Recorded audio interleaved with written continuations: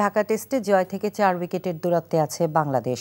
মুশফিকুর রহিমের অর্ধশতকে ১০০তম টেস্টের 2 ইনিংসেই শতকের কীর্তি গড়ার সম্ভাবনা থাকলেও ইনিংস ঘোষণায় তা সম্ভব হয়নি।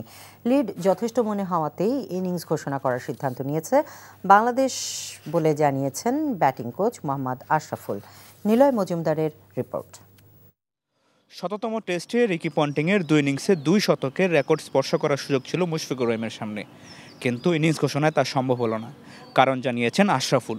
যেহেতু আসলে এটা একটা টিম গেম, ইন্ডিভিজুয়াল গেম চিন্তা করে না। যদিও আমি ব্যক্তিগতভাবে মনে করি যে ইন্ডিভিজুয়াল পারফরমেন্স করলেই টিম পারফরমেন্সটা হয়, কিন্তু এমন একটা সিচুয়েশনে ছিল যে আমাদের অলরেডি 500 রান হয়ে গিয়েছে এবং আমরা বিলিভ করি যে আয়ারল্যান্ডের 10টা উইকেট নিতে আমাদের যে ওভারটা ছিল, হ্যাঁ আপনি চাইলে আরও 1 ঘন্টা খেলাতে পারতেন, কিন্তু আসলে জিনিসটা সুন্দর লাগবে না স্পিরিট অফ ক্রিকেটে হয়তোবা। এই কারণেই আমাদের ম্যানেজমেন্ট চিন্তা করেছে যে না, যেহেতু মমিনুল কাছাকাছি আছে তাকে অপরচুনিটি দেওয়া হয়েছিল, কিন্তু আনলাকি সে করতে পারেনি, সেই কারণেই আসলে আর খেলা হয়নি।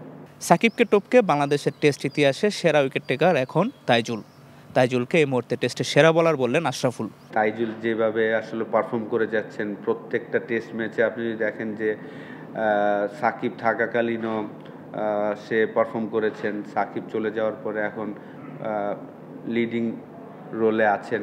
তো অবশ্যই টিম থেকে তো আমাদের একটা মিটিং হয় প্রত্যেক খেলার শেষেই, এরকম অ্যাচিভমেন্ট, যেমন আমাদের জয় 1000 রান করেছেন টেস্ট ক্রিকেটে, তো ডেফিনেটলি এমন কিছু তো একটা থাকবেই, কিন্তু হ্যাঁ বোলারদের জন্য একটু আনলাকি।